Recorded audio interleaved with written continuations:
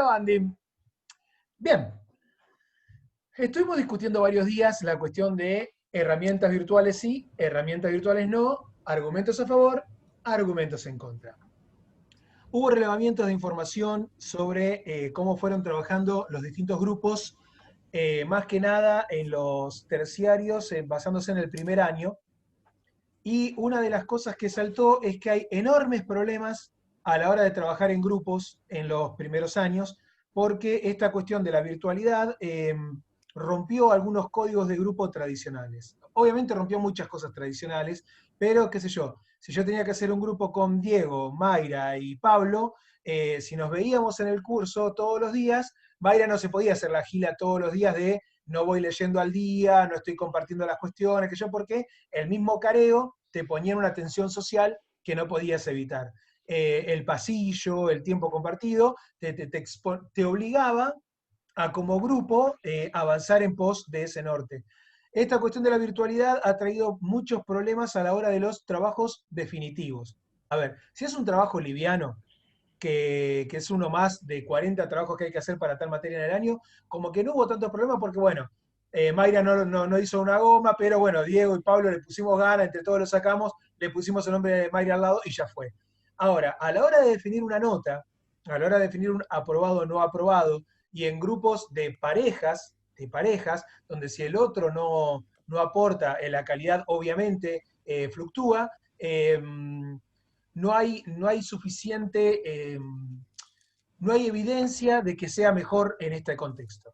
No hay evidencia de que sea mejor en este contexto. Y lo que sí está pasando mucho, sinceramente a mí no me pasó todavía porque no tomé de esa manera, pero los profes que sí tomaron, es que llega el día del examen y no sé, Fiorella hizo con César y Fiorella está mandándome 3 minutos antes de que cierre, mirá Adrián, César no se conectó o se conectó tarde, o la verdad yo le mandé y no me mandó, y César me manda, no, yo le mandé, pero ella me dijo que no es ahora.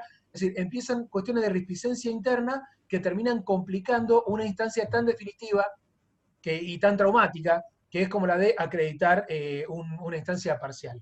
Entonces, visto por un lado eso, en los trabajos en la virtualidad, ¿no? Los trabajos en el mundo virtual, y por otro lado el uso de herramientas,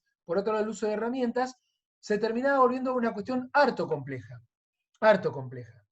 Entonces, democráticamente he tirado toda esta discusión al tacho de basura y he cortado por lo sano y vamos a quedarnos con los mismos textos que habíamos definido, pero con una evaluación más bien de tipo tradicional como habíamos hecho en el primer llamado. ¿Sí? Lo que sí les voy a dar más tiempo que la vez pasada, visto y considerando que para mí esto de la virtualidad sigue siendo cierto, aunque estas pruebas hayan dado estos resultados. A ver, la vez pasada yo les había dado un abanico de 4 horas para resolverlo, ¿no? Se los había enviado Sí. tal día, a las 4:30, si no recuerdo mal. 5:30, 5:30, 9:30. 5:30, 9:30, Sí. gracias Osvaldo. Ahora vamos a hacer un abanico más amplio, ¿no? Un abanico más amplio porque se están complicando los tiempos de todos, ¿no? Es decir, aquellos que, no sé, a ver, hay un mito académico que circula más que nada en primer año, que para motivarse entre alumnos y los docentes le bajamos a los alumnos, y disculpen que juego con esta sinceridad, de, bueno, dale, no la aflojes ahora que queda la última parte del año, dale que venís con la inercia y surcás la última parte del año. Todos los que hacemos, manejamos o practicamos algún deporte alto, sabemos que la última parte es la peor. Si vos venís de manejar 12 horas o 14 horas, las últimas 2 horas no las manejás por inercia. No, te dormís. Y tenés que estar más atento que nunca y te exige un sacrificio mejor. Y es el que marca la diferencia entre llegar o no llegar. Lo mismo en un deporte, lo mismo en cualquier experiencia que sea de larga duración. Una cursada de un año, en este momento de la cursada, es cuando se junta el cansancio del año, las frustraciones de lo que esperaba del año y lo que no fue, un montón de cuestiones. Un montón de cuestiones. Entonces, entendiendo también que van a estar cansados, yo estoy cansado, me hago cargo también. Vamos a dar un abanico más amplio, más amplio. Para mí no es mala la de dudar de un día para el otro. Yo sigo sosteniendo que hay gente que va a poder trabajar el lunes a la noche, gente que va a poder trabajar el martes a la mañana, gente que va a poder empezar el lunes a la noche y retomar el martes a la mañana. Igualmente no va a cambiar, porque a ver, si para llegado el lunes a la tarde, cuando yo les mando el trabajo, si no leyeron los 4 textos, 4 o 5 textos para ese momento, puedes leer todo el día que no lo vas a resolver. Sí, entonces, a lo que es como búsqueda anda, no, pero si le doy un día, se ponen a leer ese día y listo. No, no, porque además no son textos que son googleables, que vos decís, bueno, busco este autor y este texto en internet y me sale la parte que busca el chabón y lo resuelvo, así que me parece mejor. Sinceramente, para mí es un baldazo, es un baldazo. Yo esperaba otra cosa más que nada para sumar, así que lo que vamos a hacer es lo siguiente. Como verán, hoy estoy más dictatorial que otro día vengo y che, ¿qué les parece? Hoy vine como porque me di manija solo, ¿viste? Cuando vos llegás es como cuando vas a discutir con alguien. Me dice, ¡ah! Bien, perdón, me manejé. Yo voy a dar igualmente un encuentro de herramientas, porque me parece que igualmente para aquel que le parezcan de utilidad, está bueno que pueda hacerse de ellas. A ver, que nosotros no la vayamos a usar para el parcial, no quiere decir que a alguno no le pueda servir contar con eso. Ese encuentro de herramientas lo vamos a pautar para fines de octubre, principios de noviembre, cuando ustedes ya estén cerrando el año para que tengan herramientas para plantear, no sé, cursadas del año que viene porque prepárense, espacio de la práctica, ¿no? Pedagógica didáctica, donde van a tener que empezar a usar herramientas de la virtualidad casi con certeza. Entonces, yo voy a ubicar esto mismo que habíamos planteado para este viernes más adelante. Más adelante. ¿Por qué? Para mí, sinceramente, que quede ahora el viernes, no me movía la aguja. No me movía la aguja. Pero este viernes en el instituto, aparte, porque parece a propósito, no hace 4 meses que no hay nada en el instituto, hay una charla que da un artista que hace arte vinculado con la historia, ¿no? Que hace expresión artística relacionada con la historia y está buenísimo. Lo organiza el instituto y el centro de estudiantes del instituto. No sé si vieron el flyer dando vueltas, si no, después se lo paso por el grupo. Es en el mismo día y exactamente en la misma hora que habíamos pautado nosotros. ¿No? Si lo planeábamos, no nos salía. Si lo planeábamos, no había forma de que lo hagamos coincidir, pero sí, lo hicimos coincidir en una cosa maravillosa. Así que los invito a sumarse a esa charla. ¿Por qué? Una de las cuestiones que nosotros como historiadores siempre tratamos de fuente lateral hasta que no tenemos ninguna otra fuente, son las fuentes artísticas. Y las fuentes artísticas, las expresiones artísticas, comandan el paisaje y consolidan poder. Por ejemplo, en nuestros viajes a Francia, por los Champs-Élysées, ¿no? Por los Campos Elíseos, vas caminando y te encontrás con el Arco de Triunfo de Napoleón. Y el Arco de Triunfo no es más que la expresión, la consagración de una batalla ganada. Y esa batalla ganada es historia. Y estamos festejando que hay gente que murió. Ahí está, es una conmemoración.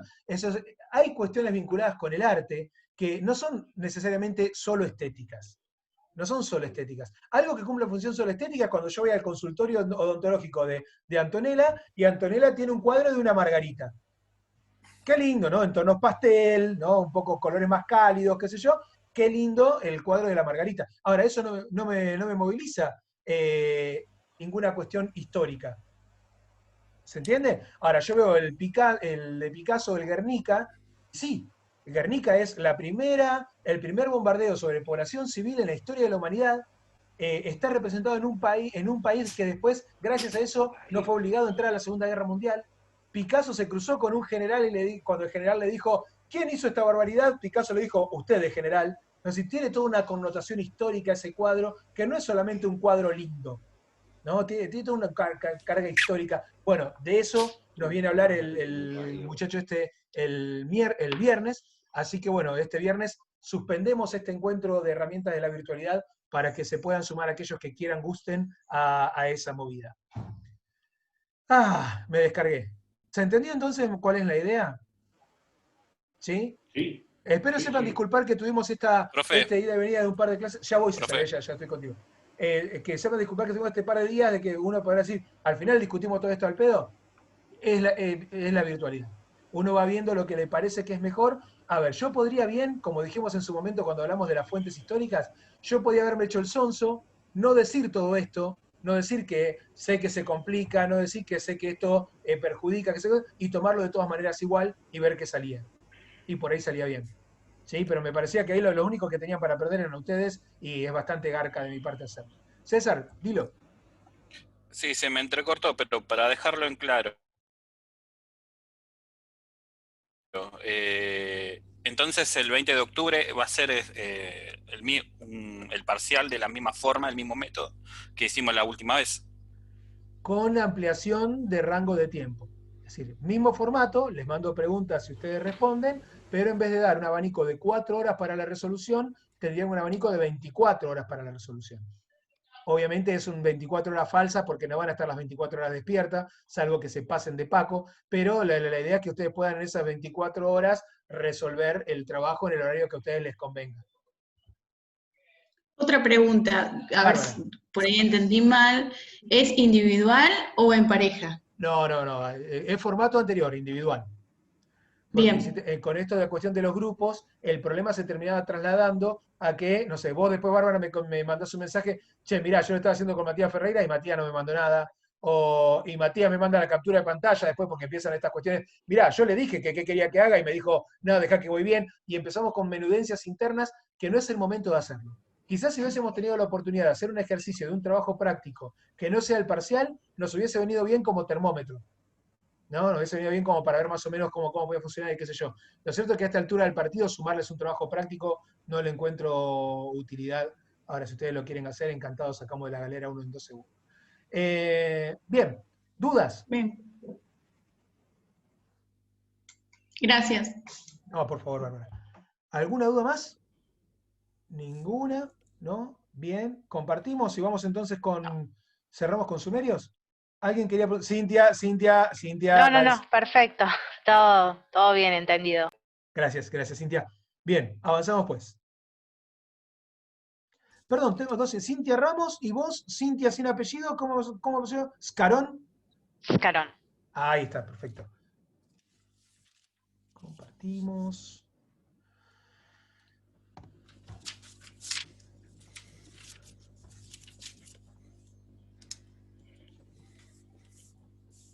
Bien, bien. El encuentro pasado hemos llegado hasta esta placa, en la que habíamos discutido un poquito la figura de lo que era el ENSI y la figura que estaba potenciada por la ausencia del ENSI, ¿no? Esta cuestión de una figura consagrada en el momento de su ascenso, ¿no? De su consagración, y después de eso desaparecía. Y tenemos generaciones enteras que no lo vieron. Recordemos que estamos hablando de una expectativa de vida entre los 25 y los 35 años. Entonces, el ENSI por ahí asumía cuando estos pibitos que están acá tenían, no sé, 5, 7 años. Lo vieron una sola vez y cuando eran chicos. ¿Cuántas cosas de cuando nosotros éramos chicos que vimos una sola vez idealizamos y después cuando la vimos de grande nos queríamos cortar los garfios? Ejemplo, a mí me pasó con una calecita. No, había una calecita en La Plata que yo vi de chico y quedé fascinado y para mí era, no sé, el Ital Park. Y cuando fui después de grande, a los 30 y pico, la vi y digo, esta porquería era la calecita, y hubo todo un momento de desilusión porque en mi cabeza lo había idealizado. Bueno, con las figuras de este estilo pasa lo mismo, ¿no? Su ausencia produce idealizaciones. Y acá viene donde tiene también gran parte de su poder. Su poder simbólico también va por ese lado. Ojo, idealizarlo no lo hacía perfecto.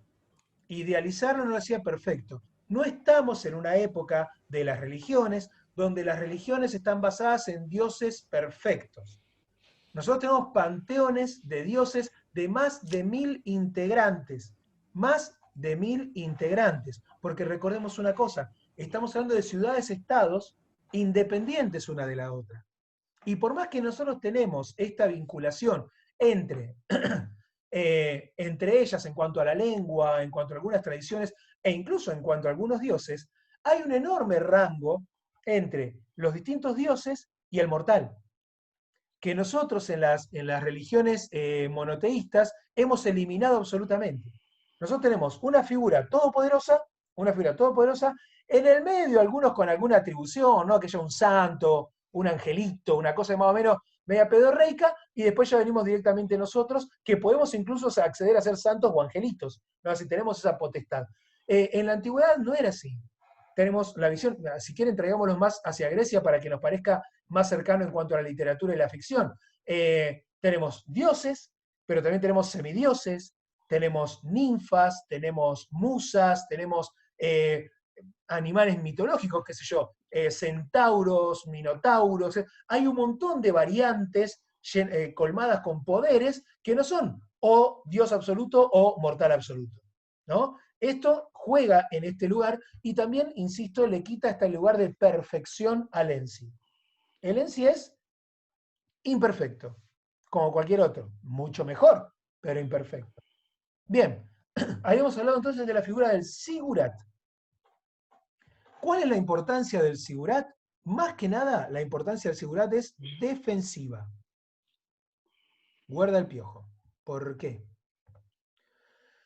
Si nosotros vemos en esta representación, vamos a encontrar la parte más alta del sigurat, en la que tenemos el encuentro del Ensi con los dioses, ¿no? La comunicación más cercana del Ensi con este contacto divino.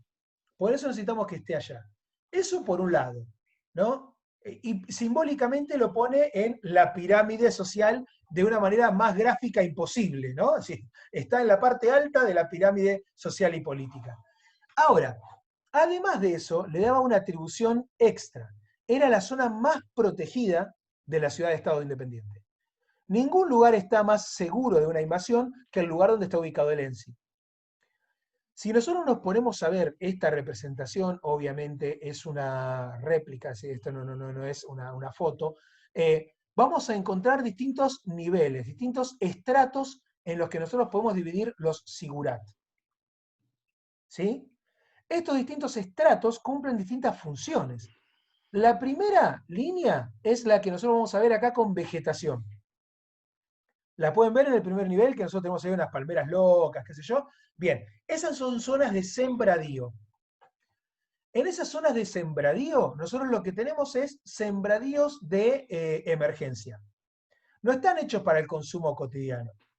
Pero, llegado el caso, si hay una invasión que se acerca, en lo que nosotros conocemos como la guerra de asedio, ¿no? Vengo y te encierro en tu lugar, vamos a encontrar un tipo de característica de asedio que es fácilmente contrarrestable, porque lo que hacemos al saber que viene una invasión, en el primer caso, la primera medida es, ¿cuántos son? Si son menos que nosotros, dejalos que vengan y los tomamos como esclavos. A ver, no hay tanto problema, ¿no? ¿Qué vienen? ¿300 tipos? Listo, 300 esclavitos, sumámelo. En realidad, perdón, es gente que no tiene espacio ni recursos y que está buscando un lugar donde ser dominado, ¿no? Para poder llevar adelante un desarrollo. Ahora, si la cantidad de gente que viene, militarmente hablando, la cantidad de fuerza militar es más importante que la que tenemos nosotros, lo que hacemos es rápidamente subir semillas, animales, ¿no? Recursos de valor, meterlos a través de las escaleras en estos grandes almacenes, y una vez que logramos eso, tumbar las escaleras. Tumbamos estos accesos. Traca, traca, traca, traca. Traca, traca, traca. Los demolemos. Ya está. Si demolimos los accesos y prendimos fuego los sembradíos que están alrededor, si viene un ejército de asedio que es más importante que el nuestro, ¿cuánta comida tiene que traer? ¿Cuánta comida tiene que traer para bancarse afuera un asedio? ¿Cuánto puede bancar? ¿Un par de días? ¿Una semana? Cuando terminen la comida que tienen esa semana, ¿qué van a comer? ¿Se entiende? Entonces, nosotros acá adentro tenemos, primeramente, las semillas que entramos, no todas las que estaban dando vueltas por ahí, más lo que ya teníamos almacenado, más espacios sembrados para cuestiones de emergencia. Es decir, el sigurat no es solamente la Casa Rosada. El sigurat es la zona segura para poder ubicarnos en cuanto a una invasión. Y para llegar al sigurat, en el caso de que estas agrupaciones que invadían accedan a un primer nivel del sigurat, bueno, primero tienen que pelearse con la población común y con el ejército. Y recién ahí, si vencen a toda esa población común, acceden a tomar el puesto del ENSI. Por eso es que es una empresa prácticamente imposible. Una empresa prácticamente imposible. Terminado el asedio, bajamos con un par de sogas a algunos obreros para que empiecen a construir de nuevo una escalera. Una vez construyen una escalera, bajan un montón más a construir las otras y ya está. Y volvemos a nuestra relativa normalidad. ¿Más o menos se entiende la función del sigurat y por qué de su importancia? ¿Dudas hasta ahora? Una pregunta, en el Sigurat entonces vivía solamente como digamos la aristocracia del lugar, o sea, la gente común vivía fuera del Sigurat. Fuera de una época de emergencia, hay caseríos cercanas a las zonas de cultivos. A ver, el Sigurat es la zona administrativo-política, ¿no? Pero no es que todos ahí, imagínate que cada vez que terminan la jornada laboral hay que subirte todo esto para ir a dormir, y yo prefiero dormir acá abajo a la sombrita, ¿no? Estás fusilado todo el día de llevar piedra para un lado y para el otro, no jodas. Entonces la zona residencial está mucho más cerca de la zona laboral, mucho más cerca de la zona laboral. En el caso de emergencia, la zona residencial, que duerman ahí si quieren los invasores, ¿qué me importa? Pero no dejes cereales ni animales. No dejes cereales ni animales. Era la obligación que tenía cada uno de los ciudadanos de cargar con lo que pudiera ayudar con reducir el tiempo de asedio. ¿No? Era la única responsabilidad que tenías como ciudadano, ingresar con tus recursos. No sé si responde más o menos, Cintia. Sí, sí, más o menos era como tipo un fortín donde todo el mundo se metía cuando venía la guerra. Claro, bueno, no es muy diferente de la época de los castillos. Lo que pasa es que en la época de los castillos tenés ahí una gran diferencia. El castillo cuenta con otros formatos de asedio, porque el castillo la humedad no la consigue de los costados, sino que normalmente de un espejo de agua que atraviesa el castillo. Entonces lo que se hacía normalmente en la Edad Media era, qué sé yo estoy asediando el castillo de César, ¿no?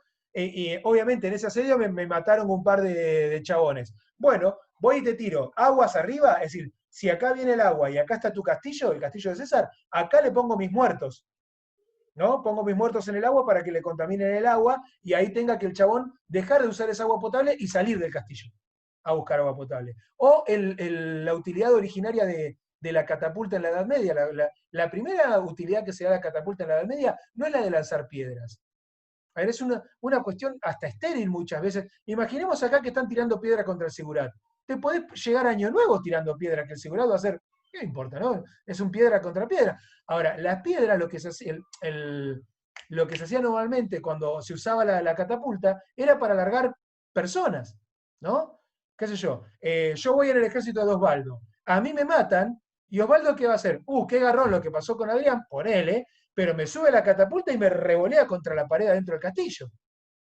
Y ahí tenés, si te tiran uno, bueno, lo baldeamos, le mandamos autopor y que yo, lo sacamos, chavo. Ahora, si te intentan a tirar fiambre uno atrás del otro, y te quedan ahí todos remachados contra las paredes, entras a tener pestes enseguida, entras a tener plagas, ¿no? Entras a tener un montón de cuestiones vinculadas con la descomposición, que es mucho más fácil de invadir que un Sigurat.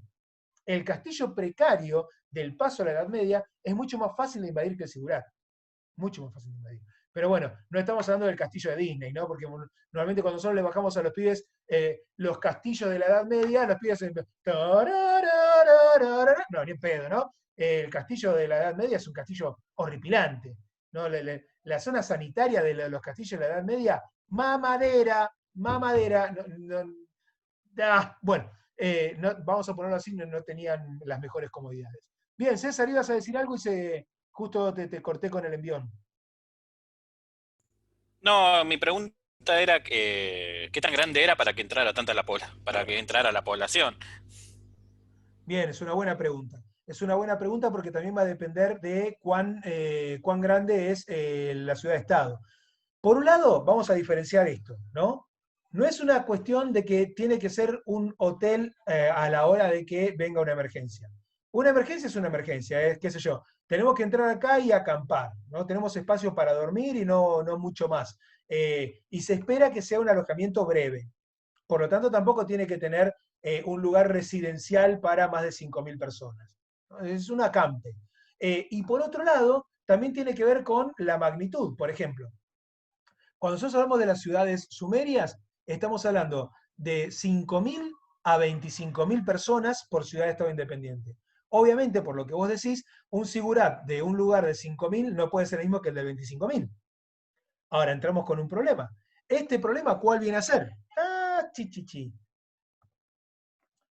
Si yo tengo más personas, ¿puedo hacer más alto el sigurat para que entre más gente? ¿O más amplio el sigurat para que entre más gente?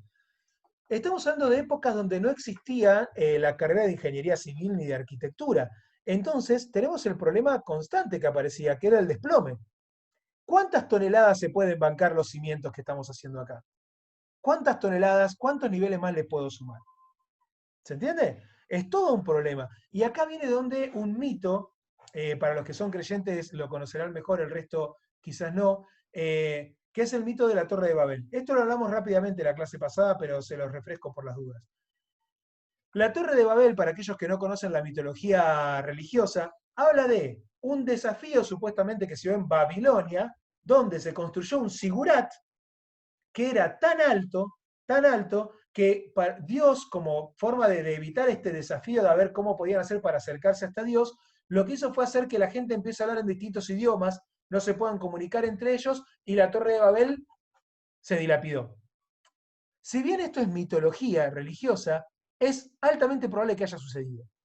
Es altamente probable que haya sucedido. ¿Por qué? Porque era una ciudad-estado altamente poblada, Babilonia, altamente poblada, y que no era un ejercicio poco común, que cuando vos tenías que hacer un sigurat, no era un... A ver, si hoy uno se pone a construir su casa, puede tardar años en construir la casa, ¿no?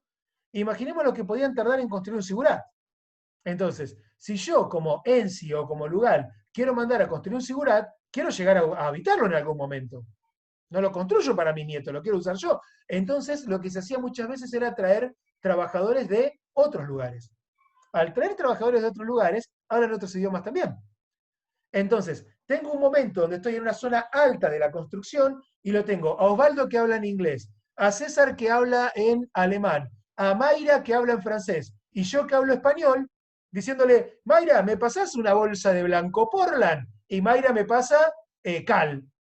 Y Osvaldo le dice, no, te está pidiendo la cuchara de albañil. Y César dice, son todos, pero es decir, todos en distinto idioma, estamos tratando de resolver algo en altura con mucho peso, entonces empezamos a construir con menor calidad, o al menos no con la calidad que tenía la parte inferior con menos población, y esto colapsa y se viene todo como trompada. Entonces, el mito de la Torre de Babel, la mitología, perdón, lo desaco porque si alguno es creyente lo banco, la mitología religiosa de la Torre de Babel es altamente probable que haya sucedido. Es altamente probable que haya sucedido.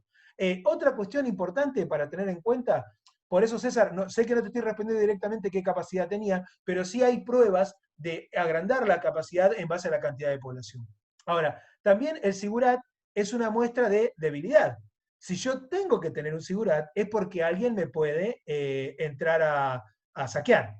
A ver, no sé si alguno vive en un barrio, cosas por el estilo, pero por ejemplo, yo vivía en un barrio donde el más picante del barrio, y espero que alguno de ustedes no sea pariente porque si no quedo muy mal, el más picante del barrio lo que se jactaba era de tener la casa siempre sin llave y no tenía una reja en la casa. No tenía ninguna reja porque dice, ¿qué me va a entrar a robar a mí? ¿No? Y se jactaba de eso en el barrio. ¿No? Oh, ¿cambiaste la reja? ¿Te ves pintando la reja? Tenés miedo que te afanen, no te la bancás, qué sé yo. Y el chabón tenía la casa sin reja y todo, y es cierto, nadie se iba a animar a entrar a robarle. Bueno, ¿cuál es una de las 7 maravillas del mundo vinculada a los sigurats? Los jardines colgantes de Babilonia. Los jardines colgantes de Babilonia, nosotros no tenemos ningún registro en la actualidad de eso porque ni siquiera ese sigurat sobrevivió al tiempo. ¿No? Ese sigurat fue erosionado, tumbado, saqueado, andá a saber qué pasó, pero nosotros tenemos una aproximación, ya que de esta ciudad decían que estaban a 2 días de marcha, y de esta ciudad decían que estaban a 12 horas de marcha, calculamos que debe estar más o menos por acá ese sigurat, ¿no? Del que habla la mitología de la maravilla del mundo. Ahora, tenía jardines colgantes. Esos jardines colgantes no tenían flores exóticas de la India, del Amazonas, de cosas. Lo impresionante de Babilonia es que en el lugar donde debía tener trigo, donde debía tener cosechas de cereales para la población, los tipos plantaban flores. Fíjense la demostración de poder, ¿no? Parece una huevada, pero simbólicamente, si viene, no sé, Matías, y Matías viene a mi sigurat, y yo soy el Ensi de... Bueno, en esa época ya no había Ensi, había Yarrum, pero digo, para que se entienda en este momento, si yo soy el Ensi de Babilonia, cuando llega yo lo recibo y le muestro mis jardines, no le estoy mostrando flores. Le estoy mostrando de que no hay chance de que me pueda invadir. Si no tengo nada de miedo de que me invadas. Y tal es así que no tengo ningún resguardo. Si no tengo ni necesidad de tumbar. Es más, la parte de acceso es mucho más baja porque ni voy a tumbar la escalera. Ni voy a tumbar la escalera. No hay chance de que alguien me invada. ¿Se entiende la importancia del jardín flotante de Babilonia? No está en las flores, ¿eh? No está en las flores, está en la demostración de polenta. ¿Quién me va a afanar? ¿Quién me va a hacer algo? Maravilla. Bien. Tenemos Pero acá, los entonces, invadieron al final, ¿no? Los asirios. Mirá, perdieron contra los asirios el control mesopotámico durante una época, pero después lo volvieron a recuperar. Y el sigurat no cayó en ese avance. en lo que cayó fue el asedio. Es decir, como tomaron la ciudad, tomaron la ciudadela, después tomaron el control por una secuencia secundaria. Pero no es que tomaron el Sigurat primero. No tomaron primero el Sigurat. Pero sí, a ver, es como todo. A ver, bueno, hablando de esta cuestión del picante de mi barrio, ¿no? El picante de mi barrio se carió con otro y en un momento se agarraron a los tiros y le decía, acá tirame, cagón, acá tirame, le decía al otro como onda, no me vas a tirar, y el otro le tiró. ¿No? Es decir, siempre está esta cuestión de la soberbia, de la inmortalidad, y en un momento está el que se anima a medirse con uno. Pero bueno, durante mucho tiempo sirvió como escarmiento. Che, boludo, no nos tienen nada de miedo, no nos tienen nada de miedo. Bien, esta es otra imagen de otro Sigurat, en la cual vemos ya con otra zona habitacional en la parte inferior, ven que tiene accesos para ventilación, no ahí tenemos almacenes, obviamente era todo un problema a la hora de las invasiones, pero es otro estilo de Sigurat. Perdonen, tengo la garganta de fiesta. Bueno, ¿qué es lo que estamos viendo acá? Lo que estamos viendo acá son representaciones artísticas. Como decíamos hoy casualmente que hablábamos de que el viernes está la charla del compañero este que va a hablar de arte e historia. Bueno, de las pocas cosas que se podían ver en las afueras de los Sigurat, eran las representaciones artísticas que manifestaban poder. ¿No? No es otra cosa. Que yo vaya por la calle y vea un busto de Perón en la época del peronismo, no era casual. Cumple con toda una simbología. Cumple con toda una simbología. Acá voy andando por el Sigurat y me encuentro con este tipo de representaciones. ¿Quién es el monstrillo que me encuentro acá a la derecha? El Ensi. ¿Qué decíamos hoy del Ensi? Está idealizado. Fíjense el tamaño del Ensi. Es 2 veces la altura de los sacerdotes y está sentado. ¿No? Y lo sentamos porque si no, no entraba en la estampita, una cosa de loco, altísimo el chabón. Entonces necesitamos esta representación de poder, era necesaria esta representación de poder y funcionaba. El Ensi está idealizado. Es una figura con un poder y un tamaño sobrenatural. Y como no lo vemos, tranquilamente puede serlo. ¿No? Este tipo de representaciones colaboraban largamente con el control político. Acá tengo que hacer una pausa, pero lo tengo que decir. Hasta hace unos años, yo no daba la cuestión de los Anunnakis. Los Anunnakis, para los que miran History Channel, yo lo miro, por ejemplo, por Guerra de Forjas y esas cosas, que están buenísimas, ¿no? De los que pelean los que hacen los herreros. Pero hoy por hoy vive de este tipo de expresiones, que son vinculadas con los potenciales. Qué sé yo, aparece la pirámide de Egipto y la visión historiográfica de History Channel actualmente dice, ¿será posible que esto fue construido por alienígenas que vinieron y trajeron su ciencia? ¿No será posible que eso? Y como son potenciales, uno no puede decir, no, es imposible. Porque la verdad que posible es. Ahora, el rango de posibilidades es más chico. ¿No? ¿Qué sé yo? Mi hijo está en la pieza de acá al lado. ¿Será posible que mi hijo esté jugando al ajedrez por internet contra la computadora de Kasparov? Y la posibilidad está. Ahora el pibito lo más probable es que está comiendo flan, ¿no? Está haciendo otra cosa el pibe. Pero la posibilidad existe. Entonces, hasta hace un par de años yo esto no lo daba, y un alumno me dijo que yo tenía que respetarle su creencia, ¿no? Yo tenía que respetarle que él creía en esa posibilidad, y por lo tanto, al no estar esto seguramente ustedes lo habrán visto en integración arial, al no estar demostrada su falsedad, es una posibilidad teórica. Y al ser una posibilidad teórica, está dentro del marco de lo que debería estudiar la historiografía. Dicho esto, los Anunnakis.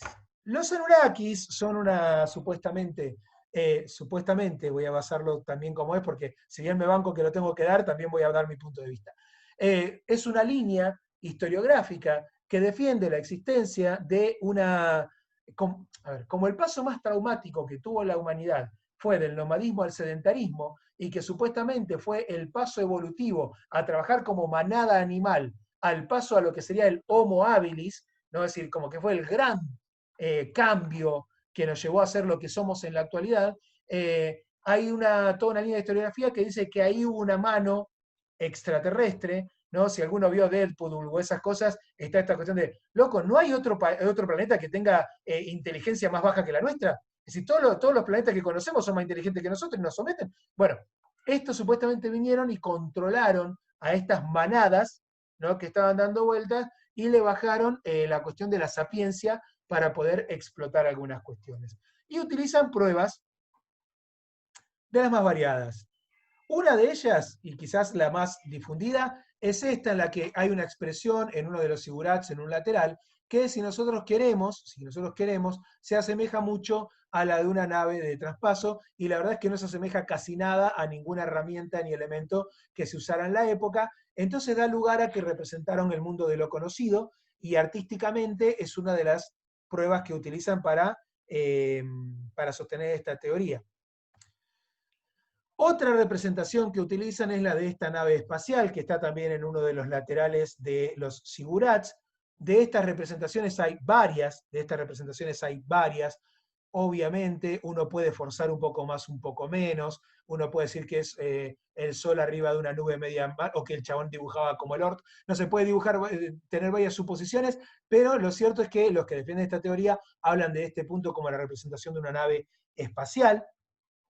Y también la cuestión de lo atemporal de las representaciones. Por ejemplo, no es poco común que aparezcan con relojes, que aparezcan con símbolos que son propios también de otras civilizaciones en simultáneo. Este símbolo que tenemos acá envuelto como 1 también apareció en la India y en China en simultáneo cuando no había contactos entre estas civilizaciones, pero también históricamente han aparecido, por ejemplo, el arco y la flecha o el hacha en distintas civilizaciones de la humanidad sin haber tenido contacto entre ellas, ¿no? Hay que decirlo también como para que nosotros podamos representar que la existencia de algo no tiene que ver necesariamente con el contacto cultural. Acá aparecen otros elementos que no solamente son avanzados para la época, sino que además están levitando, con lo cual supuestamente sería una bajada de este tipo de representaciones históricas. Otra cuestión que nosotros estudiamos es la del árbol de la vida. Esto que nosotros vemos acá en el centro es estudiado por la historiografía tradicional como el árbol de la vida de los sumerios, en la zona donde ellos suponían que surgía todo el poder del nacimiento, de la vida en general. Para los estudiosos de la línea de los Anunnakis es una representación de una línea de ADN, de una cadena de ADN, más forzado que otros, y atrás están representados por seres alados, ¿no? Seres alados que están controlando de alguna manera la mente de los hombres, lo cual representaría a los extraterrestres, y acá lo vamos a ver con mayor claridad en otra representación de otro lugar donde también vemos un árbol de la vida, o una cadena de ADN, según los de esta línea, que también están manejados estos cerebros de las personas por figuras, por lo menos no homínidas. Bien, lo di, ¿sí? Así que si alguno está por ahí y dice, ah, yo también era de los Anunnakis, me alegro, ahí tienen. Bien, está por terminar esta reunión. Cuando cortamos y volvemos ahora, empezamos con la epopeya de Gilgamesh y Enkidu, que es la base fundamental de la literatura.